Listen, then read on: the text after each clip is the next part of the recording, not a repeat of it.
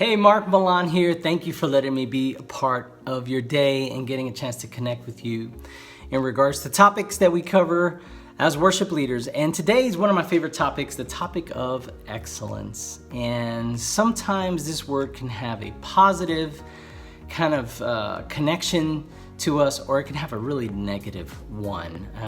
I think the pendulum swings pretty strongly to both sides. So I just want to share what I've learned from it, give you some definitions, and hopefully as you use vision and language to inspire your team towards giving their best and doing their best, hopefully it can help you. So today's topic is excellence. There is a chapter in a book I've written for worship leaders. It's on Amazon called Leading Worship 10 Simple Truths. I spent an entire chapter on this called Spirit of Excellence, and I think it's helpful. I'm gonna pull from that and share some of those ideas in this video. And so let's jump right in. The excellence, what is it? How would you describe it? The first thing I wanna say is that excellence is the manifestation of training which requires skill. So when we talk about excellence and excellence as a standard or pursuing excellence, or we want excellence, what we're really saying is we want to see the skill and the benefits, the fruit of someone's training and discipline in their particular craft. Could be singing, could be playing an instrument, could be doing something technical, but excellence is the fruit, right? It's kind of like the what I get to enjoy from someone else's skillfulness, from someone else's training. The Psalms talk about play skillfully to the Lord. When you look at the Old Testament and you read about David and you read about Kenaniah and you read Chronicles, you see that skill was an important aspect of empowering leaders to have the roles that they had, because the skillfulness of that one person kind of pulls people towards their best and pulls them towards a certain target, right? A certain direction that they want to go in. So the first thing is excellence is a manifestation of training and skill. Okay, I think that's a part of it. The second part, which I kind of brushed over really briefly, is the disciplinary part, having discipline. I would use the word discipline also as consistency. The ability to do something again and again with pretty similar or close accuracy. Think of it as someone in archery, okay? If a person is an archer and they hit their target right in the center, and then they shoot it again and they're way off, okay, that's just inconsistency. And so discipline means I start to memorize and learn the functional aspects of my gifting so that I can be more consistent and kind of do the same thing as often as I would like to do it. I'll give you an example. I used to play baseball. I always found it hard personally to hit the ball in a direction that I really wanted it to. I'd come up, there'd be 2 outs, and coach would tell me, hey, we need a base hit on the right side of the field. And I'm thinking, okay, all right, I got you. And I'd sit up there and either I'd pull the ball or I'd hit it to the outfield. And I just never had that ability to get the ball to go exactly where I wanted it to go. Well, the pros obviously can do this. And so when a person becomes really skillful in their craft and they develop all this training, they're able to discipline themselves and their gifting so that they can move and go in directions that they want to go in based on how skillful and how much, I guess, control over that gifting really is. Discipline when you're singing. Can you sing the song the same way you want to 5 times in a row? When a person is playing an instrument, are they able to play the song consistently well, multiple times? These are things that we kind of have to endure as worship leaders because we do rehearsals, we do many services, and sometimes you want the experience to be great every time. So discipline is a part of that. So I would consider that as the second part. You got the training and the skill, you've got the discipline. The third one, I think some people forget, is engagement.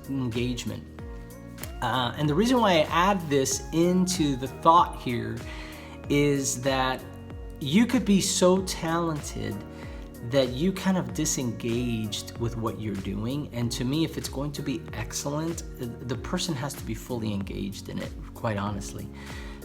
You can kind of check out in a way because the gifting is so strong, the gifting is so great that it almost seems effortless for the person to do it. But to me, if it's going to be excellence, the person has to engage. There has to be this effort to engage with what they're doing. So I kind of group those three things together. Training, which involves the skill. Then you've got discipline, which is about consistency. And then you've got engagement, which is really about my effort to be present with what I'm doing. I think those are the three parts of excellence that become manifested, right, when we go after it, when we chase it. Here's a couple of different thoughts for excellence that make it different from perfection, which I'm going to talk about in a moment. Excellence is a moving target. Excellence is something today that moves a little bit further tomorrow, which requires me again to go after it all over again, which is what I love about excellence. It requires my engagement, my effort. It requires me to be disciplined in everything I'm going to do today. I can't rely on what I did yesterday. And I have to reapply all the things I've learned, which is the training and the skill. So excellence is a moving target. The other thing about excellence, it's an upward scale. It's always moving me towards something beyond where I currently am. And if there's anything that I could help you maybe get an idea of, excellence is not about making an unreachable standard. Excellence is about moving me beyond where I currently am to something better. So that's the key. Excellence, as I said earlier, it can be this pendulum that swings, and when it becomes a burden is when we believe that excellence is something that I simply can never do and I won't do. I've seen some people sing and I've seen some people lead worship and I go, man, that was absolutely amazing. I could never do that, or I could never sing like that. That's not really what excellence is. I'm more comparing gifting. I'm comparing where that person is in their journey versus where my journey is. So that's more about comparison there.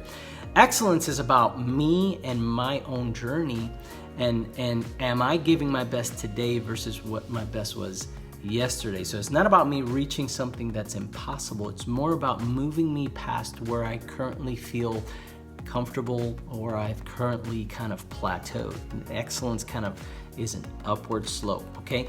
And then the third thing is about really pursuing greatness. It's about pursuing what is going to require everything in you to give something that's worthy of praise, to give something that's really worthy of God's glory. It's pursuing the greatness that God puts in us and really allowing that to be seen and felt. Let's talk about perfection real quick, and then we'll close with 3 ideas.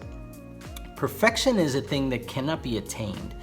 Now, I've recently read some things about perfection through a book by Bob Iger, President and CEO of Disney, and Disney uses the pursuit of perfection, and I really like their language. They talk about getting it to a place where it's supposed to be, and I like that language. I think that's very similar to pursuing excellence. Perfection can lead us down a different path of thinking that can become very negative and burdensome, because perfection is about something staying and remaining a certain way. So if you've ever eaten something and you go, man, it was perfect. A waiter comes by, how was it? It was perfect. Well, they're trying to get you to enjoy something that they intended to do. They're not trying to improve it. There's no improvement plan with that, so it becomes static.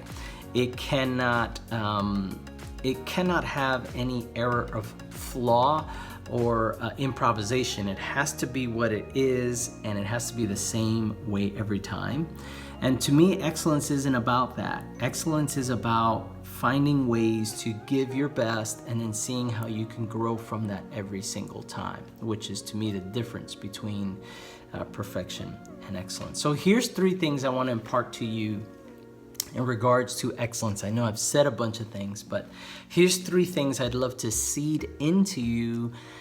So when you talk about excellence, these become part of the foundational pillars of that idea. Number 1, the motivation behind excellence is love. Love. You are at your best when you feel loved. You are at your best when you feel valued.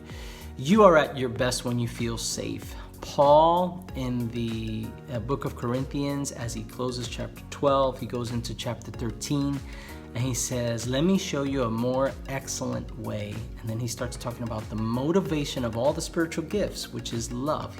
He breaks down what love is. This is something I talk about in my chapter, in my book, but the motivation behind excellence really is love.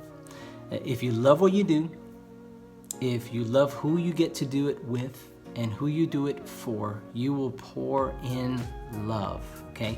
You'll work on it, you'll train at it, you will be focused, you will be engaged. When the heart is involved, the motive, okay? The motive is love. We always give our best when we're motivated by love. So I would say that's the first thing when it comes to excellence. Number 2, today requires my best effort. And I say today because yesterday I might have given my very best, but if I got to do it again today, I've got to re-engage all those parts of my mind and my skill and my heart, my soul. So today requires my best effort. That's the second thing when it comes to excellence. And the third thing is continual improvement. Make growing or growth part of your thinking and your culture. Because if you will just work on something just a little bit every day, you will see the growth happen naturally. And that's what excellence does. Excellence not only inspires other people to say, man, I got to get back to doing this. And this has happened to me when I've seen artists sing. There's probably artists that you and I both enjoy a lot listening to their music. And then we realize, man, that just really inspired me. Pursuing that part of greatness, continual improvement. So let me just recap 3 things I said at the beginning: training, discipline, engagement. Those to me are the manifestations of what excellence is. And then we talked about excellence being a moving target, being an upward scale, and also the pursuit of greatness. And I just gave you 3 things that should be the things that motivate excellence, which is everything's motivated by love. Number 2, today requires my very best effort. And then number 3, continual improvement. I think excellence is one of those things that really is a gift to humanity, because it reminds us that we can go beyond where we currently are. And I do think it really does inspire. So I pray that as you lead your team and your ministry, that they would be filled and motivated by love to give their best every single time, and that excellence will bring God glory and really inspire others to bring their best as well. That's all I got, from my heart to yours. Until next time.